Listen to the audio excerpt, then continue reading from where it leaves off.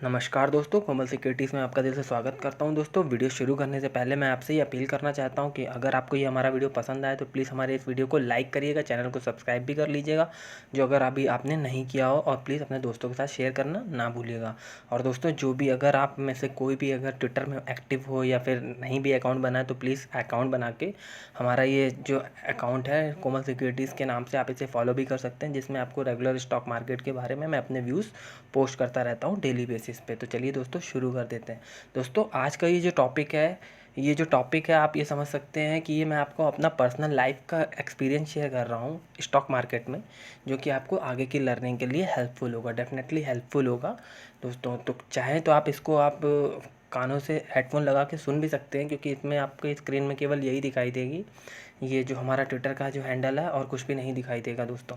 तो दोस्तों, मैं आपको बताता हूँ कि आज का जो टॉपिक है बहुत ही ख़ास है। इसमें ये मैं आपको बताने जा रहा हूँ कि स्टॉक मार्केट में एज अ रिटेल इन्वेस्टर मैं क्या सोचता था, और ज़्यादातर रिटेल इन्वेस्टर जो कि वैसी सोच रखते हैं, और उनमें से कुछ सफल भी हो जाते होंगे आगे चल के, लेकिन ज़्यादातर उनमें से असफल होते हैं। तो मैं आपको बताना, जो आज का वीडियो का जो टॉपिक है हमारा, तो वो मेनली टॉपिक यही है कि क्यों लॉस होता है रिटेल इन्वेस्टर को। तो दोस्तों, इनके कुछ पॉइंट्स हैं जिसके मैं पॉइंट डिस्कस करना चाहता हूँ। पहला पॉइंट ये होता है दोस्तों कि जो भी रिटेल इन्वेस्टर आता है, आपने नोटिस करा होगा चीज़ें, वो हमेशा बुल मार्केट में आता है। बुल मार्केट में ऐसे आते हैं कि जब भी मार्केट खूब अच्छा कर रही होती है, फॉर एग्ज़ाम्पल अभी जो मार्केट ने दिखाया है बॉटम दिखा के 7,600 के बॉटम से 11,500 तक आ गया है, 500 तक आ गया है, 11,500। ठीक है, तो फिर अभी डिटेल इन्वेस्टर जो भी हैं, आप देख रहे हैं कोई भी आईपीओ आ रहा है, फॉर एग्जांपल अभी हैप्पीएस्ट माइंड का आईपीओ आया 166, उनका 165 टू 166 उनका प्राइस बैंड था। वो कितना अच्छा उन्होंने रिस्पॉन्स दिया, 111,111 का उन्होंने लिस्टिंग गेन दिया अपने लिस्टिंग। लेकिन मैं केवल एक एग्जाम्पल के लिए बता रहा हूँ, ठीक है। तो उसमें क्या होता है कि रिटेल इन्वेस्टर आते हैं, खूब इन्वेस्ट करते हैं, अरे अभी मार्केट में पैसा बनाना तो बहुत आसान है। आपने किसी में फॉर एग्जांपल के लिए 10,000 रिटेल इन्वेस्टर ने लगाया, उसका 20 से 25,000 हो गया 3 से 4 महीने में, तो वो बहुत खुश हो जाते हैं रिटेल इन्वेस्टर। अरे वाह, ठीक है, अभी मैं पैसा लगाऊंगा, क्योंकि ये शेयर देखो गिर गया था, मैंने 10,000 लगाया, इसमें 25,000 रुपये हो गया। फिर क्या करते हैं रिटेल इन्वेस्टर, फिर वो 50,000 1 लाख रुपये लगाते हैं। अब वो 1 लाख रुपये या 50,000 रुपये वो कैपिटल लेके बैठते हैं, कौन सा स्टॉक गिर गया है, कौन सा स्टॉक गिर गया, मुझे वो स्टॉक खरीदना है। जी हाँ दोस्तों, हमेशा जो रिटेल इन्वेस्टर होते हैं वो सोचते हैं कौन सा स्टॉक गिर गया, मैं वहाँ से लूँगा। फॉर एग्जांपल के लिए स्टॉक ए है कोई, जो 1,000 रुपये से गिर के वो 100 रुपये पे आ गया या 200 रुपये पे आ गया, तो रिटेल इन्वेस्टर क्या करते हैं कि 200 रुपये पे उसको ख़रीद लिया। ठीक है, 50,000 में 30-40,000 रुपये लगा के उसको ख़रीद लिया। वो 200 से 150 आया तो उसको और ख़रीद लिया, फिर 100 आया तो और ख़रीद लिया। ठीक है, फिर 50 में भी और ख़रीदते हैं, फिर उसको उसके बढ़ने का वेट करते हैं, सोचते हैं कि अब ये बढ़ जाएगा तो मैं बेच दूंगा किसी तरीके से। फिर वो और गिरता है, फिर अरे ये 50 भी हो जाएगा मैं बेच दूंगा। तो ये पहला रीज़न होता है कि हाँ, इनके लॉस होने का, क्योंकि जो रिटेल इन्वेस्टर होते हैं वो एवरेजिंग करते हैं, बट वो गलत स्टॉक में करते हैं, पहली बात। दूसरी बात जो होती है, जो उनके जो स्टॉक्स के पिक होते हैं, जो भी स्टॉक्स के पिक होते हैं, वो हमेशा डैमेज स्टॉक की ओर फोकस होता है उनका। जो डैमेज स्टॉक हो चुका होता है, कि उन्हें ये नहीं पता है कि कौन सा स्टॉक इतना क्यों गिर गया है। ठीक है, बस उन्हें इन्वेस्ट करना है कि ये स्टॉक इतना गिर गया है, वो उसमें इन्वेस्ट करना है, ये वापस इतना ऊपर आ जाएगा। लेकिन दोस्तों, स्टॉक मार्केट में ऐसा नहीं होता है। एक सर्टेन लेवल के बाद अगर वो स्टॉक का उसने वो अपना जो बेस तोड़ा है, तो उसमें से आप ये मान के चलिए 95 टू 98% स्टॉक्स ऊपर नहीं आ पाते हैं दोस्तों। 100 में 98 स्टॉक ऊपर नहीं आ पाते हैं। आप ये कह सकते हैं 90-95 तो नहीं आ पाते हैं। ठीक है, एक नहीं दोस्तों, दसियों ऐसे एग्जाम्पल मैं आपको बता दूंगा, एक नहीं दसियों, है ना। तो उसमें आपको ये आप देखेंगे ये चीज़ कि वो स्टॉक ऊपर नहीं आ पाते जब तक कि पूरी इंटायर मार्केट क्रैश नहीं होती। कंडीशन ये है कि पूरी स्टॉक मार्केट ही क्रैश नहीं हुआ, कि जब स्टॉक मार्केट ही पूरा क्रैश हो गया है, तो उसमें से 70-80-85-90% जैसे कि 2008 में फॉल आया था। 2008 में जो फाइनेंशियल क्राइसिस आई थी, उसमें स्टॉक 80-90% टूटे थे। तो उसमें आपने एक चीज़ ऑब्जर्व नहीं करी होगी शायद, कि उसमें सारे स्टॉक्स मिनिमम 70-80% तो टूटे ही टूटे थे। जो थोड़े से वीक थे तो वो 90% तक टूट गए थे। तो दोस्तों, यही चीज़ मैं बताने की कोशिश कर रहा हूँ कि ये जो भी फॉल अगर आता है, तो उसमें उस टाइप में सारे जितने भी स्टॉक्स होते हैं वो सारे एक साथ गिरते हैं। ठीक है, तो उसमें क्या होता है कि हाँ, वो जब मार्केट करेक्ट होके पूरा ऊपर होके आ जाता है ऊपर, अप ट्रेंड में आ जाता है तो वो सारे स्टॉक रिकवर भी हो जाते हैं। लेकिन जब सिर्फ एक स्टॉक अगर टूट के 80% 90% गिर गया है, जबकि उस सेक्टर के और स्टॉक परफॉर्म कर रहे हैं, तो दिक्कत आती है। तो जो भी रिटेल इन्वेस्टर होते हैं क्या करते हैं कि फॉर एग्जांपल के लिए मैं आपको बैंक का एक एग्जांपल दे दूं। यस बैंक था दोस्तों, आप हमारा पुराना वीडियो उठा के देख सकते हैं। मैं 200 रुपये से मना करता आ रहा हूँ कि ये स्टॉक नहीं लेना है, नहीं लेना है, नहीं लेना। मैं इसलिए नहीं बता रहा हूँ कि आज वो 10-15 रुपये का हो गया, तो इसलिए मैं कह रहा हूँ कि नहीं, मैंने बता दिया दोस्तों। उसके रीज़न ये है कि उसमें गड़बड़ी चल रही थी, उसके फाइनेंशियल सही नहीं थे, उसमें सस्पिशियस था। जो क्या सस्पिशियस था ऑनेस्टली कहूँ, मुझे भी नहीं पता था। मुझे भी नहीं पता था कि उसमें क्या सस्पिशियस है, ठीक है, क्या क्या चीज़ें हैं। बस मेरे को डेटा दिख रहा था कि हाँ इसमें सस्पिशियस है, उसमें फॉल्स कमिटमेंट हो रही थी, ये कमिटमेंट वो कमिटमेंट, कि हाँ ये फंड रेजिंग होगी, वो फंड रेजिंग होगी। और उनकी बैलेंस शीट डेफिनेटली वो जो काफ़ी ख़राब हालत में थी, इस वजह से मैंने वो मना करा था। तो एंड ऑफ द डे आप देखिए वो स्टॉक 5 रुपये तक आ गया। तो ये मैं आपकी लर्निंग के लिए बता रहा हूँ। जो पॉइंट नंबर 2 है कि दोस्तों आप उस स्टॉक को एवरेज मत करिए जिसका आपको गिरने का ही रीज़न नहीं पता है। स्टॉक गिरना दोस्तों बुरी बात नहीं है, बहुत सारे ऐसे स्टॉक हैं जिन्होंने अपना 50-60% तोड़ा है। मैं आपको एग्जाम्पल के नाम के साथ बता रहा हूँ, ठीक है। आप HDFC AMC उठा के देख लीजिए, 3700-3800 से गिर के आज 2200-2100 पे आ गया है, ठीक है। बहुत अच्छा स्टॉक है, बहुत अच्छा स्टॉक है, ठीक है। आप अगर उठा के देखेंगे एच ने भी अपना 10 से 20% उन्होंने करेक्ट करा है, 2600 से आज गिर के 2100 पे आ गया है, ठीक है दोस्तों। ये भी बहुत अच्छा स्टॉक है। ITC आप उठा के देख लीजिए, 360 से गिर करके दोस्तों ये आज आके 178 के अराउंड समथिंग की आज क्लोजिंग थी। ये भी अच्छा स्टॉक है। हालांकि मानता हूँ कि ऑपरेटर ने इस स्टॉक की बहुत पिटाई करी है, लेकिन फिर भी कंपनी अच्छी है। अभी इनमें वैल्यू अनलॉकिंग होना बाकी है, ठीक है। तो मैं आपको बताने की कोशिश यही कर रहा हूँ कि दोस्तों अगर कोई स्टॉक गिर रहा है तो उसके आपको प्रॉपर रीज़न पता होने चाहिए कि क्यों गिर रहा है। क्या पूरा सेक्टर गिर रहा है तब हमारा स्टॉक गिर रहा है, या सिर्फ हमारा स्टॉक गिर रहा है तो क्यों गिर रहा है। फॉर एग्जांपल आपको FMCG के स्टॉक्स में बारे में बताता हूँ। FMCG में सिर्फ ITC गिर रहा है, जो कि प्योरली एक FMCG स्टॉक नहीं है। तो इसके आपको रीज़न पता होने चाहिए, ठीक है दोस्तों। ये 2 रीज़न हो गए। तीसरा रीज़न क्या होता है कि दोस्तों जो भी पेनी स्टॉक होते हैं, जो भी एक रिटेल इन्वेस्टरों की माइंडसेट होती है कि नहीं मुझे 2 रुपये का स्टॉक लेना है, मुझे 5 रुपये का स्टॉक लेना है, मुझे 7 रुपये का स्टॉक लेना है, जो कि अगर 10 रुपये 20 रुपये आ जाएगा मैं बन के उसको बेच दूंगा। जी दोस्तों, सबसे बड़ी मिस्टेक यही होती है। फॉर एग्जांपल के लिए मैं आपको बता देता हूँ कि जो मेरा भी लिया हुआ स्टॉक था, मैं आपको क्वांटिटी भी बताऊँगा। मेरी जो सबसे बड़ी गलती थी, पहले SRS लिमिटेड का आपने शायद नाम नहीं सुना होगा दोस्तों। ये मेरे खुद के पोर्टफोलियो में था नहीं, इवन है, जो कि अभी मार्केट से डिलिस्ट हो चुका है, जिसकी मैंने 20,000 क्वांटिटी उठाई थी। जी हाँ दोस्तों, इसकी मैंने 20,000 क्वांटिटी एक साथ उठाई थी। उस समय मेरे को इतना वो नहीं था एक्सपीरियंस, क्योंकि मैं आपके साथ अपनी गलती भी शेयर कर रहा हूँ, जिसका मुझे कोई भी अफसोस नहीं दोस्तों, क्योंकि मैंने उस चीज़ से सीखा और उस चीज़ को मैंने ओवरकम भी किया दोस्तों, सक्सेसफुली ओवरकम किया, जो मैं एक्सेप्ट भी करता हूँ, ठीक है। तो वो क्या रहती है, हमारी जो अप्रोच रहती है कि मैं 1 रुपये 2 रुपये 3 रुपये का स्टॉक लूँगा और उसे मैं उसको 10 रुपये में 20 रुपये में 50 रुपये हो जाने पे बेच दूँगा। सबसे बड़ी दोस्तों मिस्टेक ये होती है। तीसरा पॉइंट ये हो गया। चौथा पॉइंट क्या होता है दोस्तों, ये सबसे इम्पॉर्टेंट पॉइंट मुझे लगता है, हो सकता है आप इस चीज़ से एग्री करते हो या डिसएग्री भी करते हो कि ये सबसे इंपॉर्टेंट पॉइंट नहीं है। जी हाँ दोस्तों, आप अपना पोर्टफोलियो देखिएगा। एज अ रिटेल इन्वेस्टर अपना पोर्टफोलियो देखिएगा दोस्तों, या फिर अपनी बाइंग ऑर्डर देखिएगा।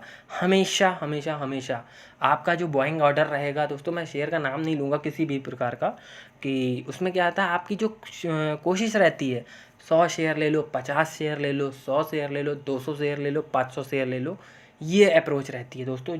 एग्जैक्टली यही अप्रोच मेरी भी थी पहले, जब मैंने स्टॉक मार्केट की जर्नी अप्रोच करी थी, तब मेरी भी पहले ये थी। बिल्कुल एज अ रिटेल इन्वेस्टर होती है, मेरी भी थी, आपकी भी है, या किसी और की भी रही होगी। लेकिन ये दोस्तों स्ट्रैटेजी बहुत गलत है। जी हाँ दोस्तों, ये स्ट्रैटेजी बहुत गलत। जब तक आपके पास आपको एक शेयर लेने की आदत नहीं होगी, ये आदतें होती हैं दोस्तों जो हमें एक अच्छा सफल निवेशक की ओर पहला कदम भी आप बोल सकते हैं। आपको एक अच्छा शेयर लेने की आदत होनी चाहिए, लेकिन हम क्या चाहते हैं कि ना, हमें जो है हमें 100 ही शेयर लेने हैं। हमें अगर किसी का शेयर लेना है, JPS सेठ का शेयर लेना है, 2 रुपये में है, तो मेरे को 1000 शेयर लेने हैं। आदमी ये तो सोचता है कि हम 1000 शेयर ले लेंगे 2 रुपये का, लेकिन वो 2 रुपये का उसमें 1000 शेयर लेके 2000 रुपये अटका देगा, लेकिन वो 2100 रुपये का एक HUL हिंदुस्तान यूनिलीवर लिमिटेड का शेयर नहीं लेगा। क्यों? क्योंकि उसकी जो अप्रोच रहती है उसे ये लगता है 2000 का शेयर इतना महंगा है, अरे ये और कितना जा सकता है। लेकिन ये जो हमारा जो शेयर है ये 2 रुपये से 10 रुपये बन जाएगा, 10 रुपये में मैं 5 गुने के प्रॉफिट में बेच दूंगा। सबसे ज़्यादा मैं स्मार्ट हूँ। जी हाँ दोस्तों, सबसे ये भी बहुत बड़ी गलती होती है, ये चौथी सबसे बड़ी गलती होती है। और पाँचवीं दोस्तों, पाँचवीं भी बहुत बड़ी गलती में एक से हो सकते हो कि बिना किसी एनालिसिस के, बिना किसी कुछ करे हुए जो स्टॉक्स हैं उनको पिक करना रैंडमली, जो भी मार्केट में दुनिया में सब ले रहे हैं, अरे इसमें सब ले रहे हैं, ये अरे ये ले लिया, वो ले लिया, यूट्यूब देख करके अरे ये स्टॉक बहुत बढ़िया करेगा, पोटेंशियल बहुत अच्छा ग्रो करेगा, यार ये सब कुछ अच्छा है, बिना उसके फाइनेंशियल समझे, बिना उसके प्रमोटर समझे, बिना उसके ओनर समझे, बिना उसका बिजनेस मॉडल समझे पैसा इन्वेस्ट कर देते हैं। जी हाँ दोस्तों, सबसे बड़ी गलती भी एक में से ये भी है कि ये गलती नहीं होनी चाहिए दोस्तों। जब तक आपको कंपनी का बिजनेस मॉडल नहीं पता है, कंपनी के ओनर नहीं पता है, कितने एथिकल है, वो चोर उचक्के तो नहीं है कि दोस्तों, क्योंकि मैं आपको एक एग्जांपल के साथ भी बताऊंगा क्यों इतना इंपॉर्टेंट होता है। लेकिन जब तक आप ये समझिए, जब तक आपको ये चीज़ें नहीं पता होंगी तब तक आप इन्वेस्ट करने की ज़रूरत ही नहीं है। आपको नहीं समझ में आता है, आप सिंपल सा दोस्तों एक इंडेक्स फंड ले लीजिए, ठीक है। इंडेक्स फंड से बढ़िया कुछ भी नहीं है, कुछ भी नहीं मतलब कुछ भी नहीं, गांठ मार लीजिए ये बात, कहीं पे लिख लीजिए, इंडेक्स फंड से अच्छा कुछ भी नहीं है। आप इंडेक्स फंड ले सकते हैं, है ना। अगर आपको स्टॉक मार्केट नहीं समझ में आती है, आप नहीं रिस्क लेना चाहते, आप इंडेक्स फंड में इन्वेस्ट करिए, डेफिनेटली आपके लिए बढ़िया है। वो भी नहीं समझ में आता, आप गोल्ड में इन्वेस्ट करिए, क्योंकि गोल्ड भी एवरग्रीन है, ठीक है। तो आप कहीं पे भी इन्वेस्ट कर सकते हैं। लेकिन दोस्तों प्लीज़ ऐसे स्टॉक्स मत लीजिए जिनके आपके पास सिर पैर ही नहीं पता है, कंपनी क्या करती है क्या नहीं करती है। क्यों मैं बोल रहा हूँ कि एक ओनर क्या होता है, just like a cab, cab हो गई आपकी एक कंपनी, कैब ड्राइवर हो गया कंपनी का ओनर। अगर ओनर एथिकल होगा या ड्राइवर एथिकल होगा, ईमानदार होगा, उसकी जो विज़न होगा वो एकदम क्लियर होगा, तो वो आपको आपकी डेस्टिनी तक पहुंचाएगा। अगर ड्राइवर ही चोर उचक्का होगा तो वो आपको कभी भी आपकी डेस्टिनेशन पे नहीं पहुंचाएगा, वो आपसे पैसा लेके आपको कहीं पे भी छोड़ देगा।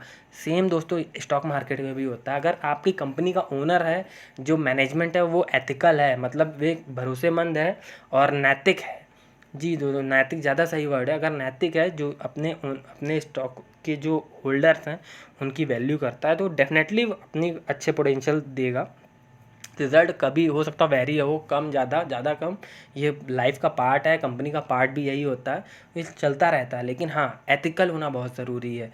ये दोस्तों चौथा सबसे बड़ा पॉइंट था। अब इसके बाद आता है सबसे बड़ी चीज़ आती है दोस्तों, एक और बड़ी चीज़ बोल सकते हैं, पांचवा जिसे मैं बोल रहा हूँ। सबसे बड़ी बात ये है दोस्तों कि स्टॉक मार्केट में कभी भी आपको शॉर्ट टर्म माइंड के साथ नहीं आना चाहिए। फॉर एग्जांपल, अरे मैंने ये जो पैसा लगा दिया है 1 साल पे, ये 2 साल 3 साल में इतना हो जाएगा, मैं निकाल लूँगा, और या फिर मैं 3 साल में मेरे को इतना रिटर्न चाहिए, मेरे को इतना रिटर्न चाहिए। दोस्तों 10-10 साल कंपनियां रिटर्न नहीं देती हैं। अगर आपको नहीं पता है तो मैं आपको कुछ एग्जांपल मैं दे देता हूँ। 2008 से लेके 2018 तक रिलायंस इंडस्ट्रीज, जो आज अपने जो स्टॉक मार्केट की रैंक 1 कंपनी है, उसने रिटर्न नहीं दिया है। आप जाके चार्ट पैटर्न देख लीजिएगा, मैं यहाँ पे चार्ट पैटर्न नहीं दिखा रहा हूँ, लेकिन मैं आपको बता रहा हूँ, जिसने सन 2008 में इन्वेस्ट करा होगा हाई पे, पीक पे, और 2018-19 के लो पे होगा, तो उसने कुछ भी रिटर्न नहीं कमाया। लेकिन आज आप देख लीजिए, जब वो ब्रेकआउट हुआ तो वो 3-4 गुना उसने पैसा कर दिया।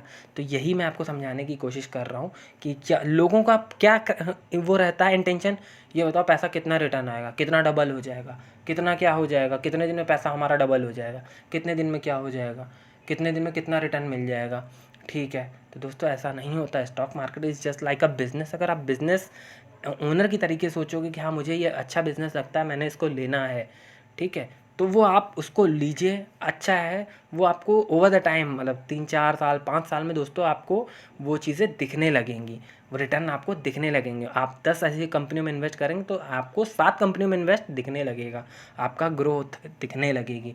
तो ये दोस्तों 5 सबसे इंपॉर्टेंट पॉइंट थे दोस्तों, जो कि रिटेल इन्वेस्टर से मुझे नहीं लगता किसी ने बात की होगी इन सब के बारे में। हर कोई ये बोलता है कि ये स्टॉक ले लो, ये अमीर बना देगा, ये करोड़पति बना देगा, ये स्टॉक ले लो, वो ले ज़िंदगी बदल देगा। दोस्तों नॉलेज के लिए आप आए हैं। अगर आपको स्टॉक मार्केट में अगर आना है और आपको पैसे कमाने हैं, तो आपको कहीं ना कहीं एंड ऑफ द डे, चाहे मैं हूँ या कोई भी हो, जब तक आपके पास नॉलेज नहीं होगी दोस्तों, तब तक आप पैसे नहीं कमा सकते। ये कल भी सत्य था, ये आज भी सत्य है, और ये कल भी सत्य रहेगा, ठीक है दोस्तों। मेरा काम है आपको मोटिवेट करना, आपको बताना कि आपके लिए क्या इंपॉर्टेंट है क्या नहीं। यहाँ पे कोई भी मैं स्टॉक की रिकमेंडेशन नहीं दे रहा हूँ। आप खुद की एनालिसिस करिए, आप खुद स्टॉक पिक करिए। मैं आपकी हेल्प कर सकता हूँ कि हाँ, कि ये जो मेरी गलतियाँ थी, जिसमें से मैंने फिर से मैं रिपीट कर देता हूँ कि मैंने 20,000 क्वांटिटी उठाई थी SRS लिमिटेड की, ठीक है, जिसमें से 19,000 आज भी मेरे पास 19,500 आज भी मेरे पास पड़े हुए हैं। लेकिन मेरा जो पोर्टफोलियो है दोस्तों, वो आज भी मेरा ग्रीन में है और काफ़ी अच्छा पोर्टफोलियो मेरा रिटर्न समझ में आ रहा है मुझे, क्योंकि मैंने अच्छी क्वालिटी के स्टॉक्स उठाए हैं। मैंने बहुत लोअर लेवल पे स्टॉक्स उठाए हैं, और वो भी दोस्तों ब्लू चिप स्टॉक्स उठाए हैं मैंने, कि जो लिक्विडिटी रिच है। जो भी स्टॉक मार्केट में होंगे उन्हें पता होगा लिक्विडिटी रिच स्टॉक्स क्या होते हैं, ठीक है। तो वो चीज़ मैं आपको, केवल मैं ये नहीं बता रहा कि मैंने इतना पैसा कमा लिया उतना पैसा कमा लिया। मेरे बताने का मोटो ये है कि आप पेनी स्टॉक्स में और डैमेज्ड स्टॉक्स में इन्वेस्ट करने से पहले 100 बार सोचिए। अगर आपको नहीं समझ में आता है तो आप एक फाइनेंशियल एडवाइज़र के पास चले जाइए, आप उसको उसकी कंसल्टेशन फ़ीस दीजिए, वो आपको बता देगा। SEBI registered, non SEBI registered आजकल बहुत हैं, ठीक है। आप किसी के पास भी चले जाइए, वो आपको बता देंगे कि हाँ ये स्टॉक अच्छा है तो क्यों अच्छा है, अगर ख़राब है तो क्यों ख़राब है। आप उनसे पूछिए, वो आपको बताएंगे भी, क्योंकि उसकी आप वो फ़ीस ले रहे हैं, ठीक है। लेकिन आप, अगर आपको नहीं समझ में आता तो प्लीज़ इन्वेस्ट ऐसे मत करिए। आशा करता हूँ दोस्तों ये आपको वीडियो पसंद आया होगा। प्लीज़ अगर आपको अच्छा लगा हो तो अपने दोस्तों के साथ शेयर करना मत भूलिएगा दोस्तों। तब तक के लिए दोस्तों धन्यवाद।